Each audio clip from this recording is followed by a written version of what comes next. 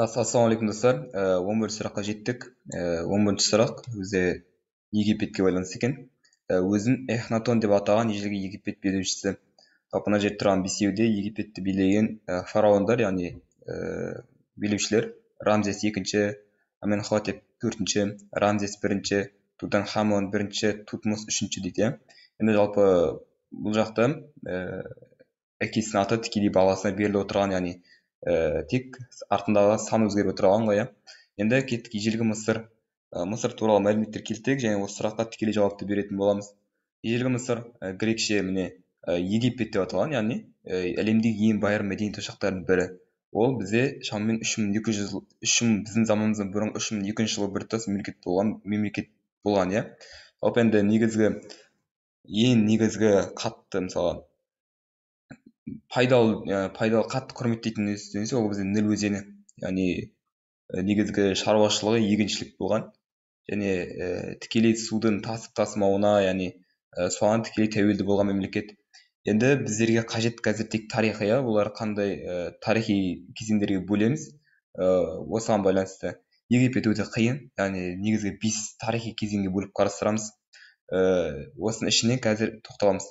Жалпы енді ежелгі Мысырдың тарихи мынандай кезеңдерге бөлінеді. Әуелі біріншісі ежелгі патшалық, біздің заманымыздан дейінгі 2900-2270 жылдар аралығында. Бұл жерде бірінші династия, яғни бірінші патшалық пен алтыншы патшалыққа дейінгі аралық басқарған кезең.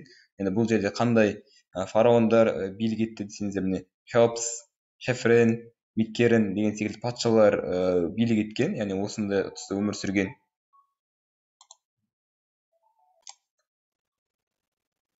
Жақсы, жалғастыра берейік.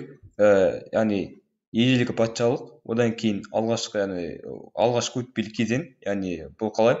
Ежелгі мен орта патшалықтың арасындағы кезеңді алғашқы өтпелі кезең деген, одан кейін екінші өтпелі кезең сөйтіп қарастырған. Алғашқы өтпелі кезең ол бізде яғни феодализм негізгі алғаш қалыптасуы. Феодализм дейтін не ол? Фея деген ол жерді, яғни жерге қатынас қалыптасқан қоғам ғой. Бұл кезде 5-ші, яғни 4-ші династиямен 30-ға жуық патша болса, шамамен 27 патша болған, яғни санап қараған кезде. Одан кейін орта патшалық кезеңі 2100 мен 1700 жылдар аралығында болған. Бұл кезеңде шамамен 11 және 13-ші династиялар аралығында патшалық құрды. Енді мынандай бір сұрақ болды алдындар, не үшін ежелгі Мысырда бір орталыққа бағынбады деген сұрақ. Бұл жауап былай болады. Неліктен? Себебі әр патша әртүрлі аймақтардан шығып өтті. Осы себепті бір орталыққа бағыну қиын болған. Енді кеттік.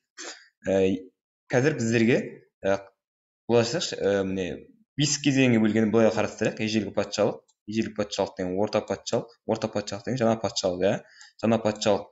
Енді бұлар араларында кезеңдерді өтпелі, алғашқы өтпелі, екінші өтпелі кезең, одан кейін үшінші өтпелі кезең деп бөліп қарастырған, бұл жерде 6 кезеңге бөлген екен, бірақ жалпы 5 кезеңді қарастырамыз. Енді қараңыздар, біздерге мына жерден бастап оқиықшы. Жаңа патшалық біздің заманымыздан бұрынғы 1555-1090 жылдар аралығында болды. Шамамен 18-ші мен 20-ші династиялар, яғни 20-ші әулеттердің патшаларының дәуірі, яғни 3-ші Тутмостың жеңіске жетуі алдыңғы азиямен байланыс орнатты. Одан кейін 3-ші Аменофис, яғни Аменхотеп, Вавилон мен Ассирия патшаларымен байланыс орнатты. Одан кейін міне 4-ші Аменофис немесе 4-ші Аменхотеп, яғни дін жолында ұлы реформатор болды. Яғни біздер білеміз, ежелгі Египетте күнге табыну, пұтқа табыну деген секілді, суға табыну деген секілді діндер бар, яғни бұрынғы Амон құдайдың орнына, яғни күнге, Атонға табыну енгізді. Сөйтіп өзін Эхнатон деп атай бастады. Яғни ол құмдалды жаңа астананың негізін қалады дейді. Яғни ол бізде өзін Эхнатон деп атады. Кім? Ол бізде 4-ші Аменофис немесе 4-ші Аменхотеп. Яғни түсінікті. Жауаптан қарайық. 4-ші Аменхотеп ол бізде В нұсқасында тұр екен. Демек дұрыс жауап В. Өзін Эхнатон деп атаған ежелгі Египет билеушісі Аменхотеп 4-ші. Яғни ол не мағына білдіреді? Яғни күннің құдайының ұлы деген секілді мағына білдіріп тұр. Яғни себебі неге? Атон ол бізде өзінің күнге табынуды енгізген. Түсінікті, сол үшін сондай лақап, яғни өзіне сондай атау алған.